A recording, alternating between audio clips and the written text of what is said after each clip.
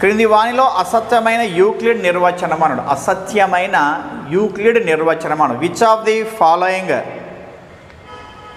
Euclid definition is false అన్నాడు. అంటే false statement మనం ఐడెంటిఫై చేయాలి. ఫస్ట్ ఆప్షన్ వచ్చేసి ఏమన్నాడంటే రేఖ అంటే వెడల్పు లేని పొడవు అన్నాడు. రేఖ అంటే వెడల్పు లేని పొడవు అంటే కరెక్టే కదా. మనకు ఎప్పుడు ఏది ఉంటుంది, లెంత్ ఉంటుంది కానీ దీనికి బ్రీత్ ఉందన్నమాట. మనం ఏమన్నాడు ఫస్ట్ ఆప్షన్ వచ్చేసి ఇంగ్లీష్లో a line is a breathless length, ఇది రైటే మనకు. కాబట్టి ఇది మనకి కండిషన్లో ఉండే మాదిరిగా ఇది రాంగ్ స్టేట్మెంట్ కాదు. నెక్స్ట్ సెకండ్ ఆప్షన్ వచ్చేసి ఏమన్నాడంటే తలం అంటే పొడవు వెడల్పు మరియు మందములను కలిగి ఉన్నది. తలము అంటే పొడవు వెడల్పు మరియు మందములను కలిగి ఉన్నది. A surface is that which has length breadth and thickness అన్నాడు. ఇదే సర్ఫేసే మనకు.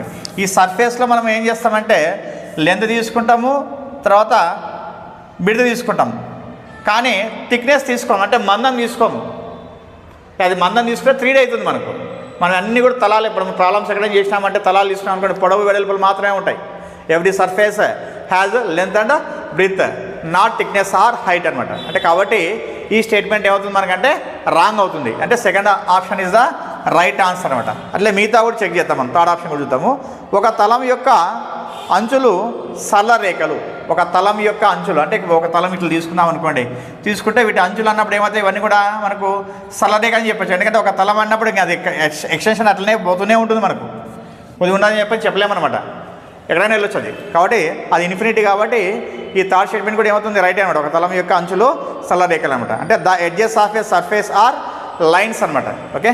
నెక్స్ట్ ఫోర్త్ ఆప్షన్ వచ్చేసి ఒక సమతలం అంటే హెచ్చుతగ్గులు లేకుండా సరళ రేఖలను దానిపై కలిగి ఉంటుంది. ఒక సమతలం అంటే హెచ్చుతగ్గులు లేకుండా సరళ రేఖలను దానిపై కలిగి ఉంటుంది.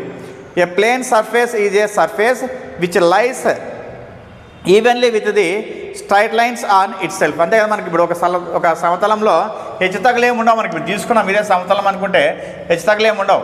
ఈ విధంగా లేకున్నట్లు ఏమైతే మనకంటే సరళ రేఖలు కంటిన్యూ ఉంటాయి మనకు, ఒకదాని మీద ఒకటి కూడా ఉండొచ్చు అనమాట. కాబట్టి ఫోర్త్ స్టేట్మెంట్ కూడా ఏమవుతుంది మనకు రైట్ అనమాట. మరి ఏ స్టేట్మెంట్ రాంగ్ మనకంటే second statement is wrong. A surface is that which has length breadth and thickness అనమాట. తలము అంటే పొడవు వెడల్పు మరియు మందలను కలిగి ఉన్నది అనేది ఏమవుతుంది రాంగ్ అవుతుంది. కాబట్టి మన వ్యూలోన second option is the right answer అనమాట.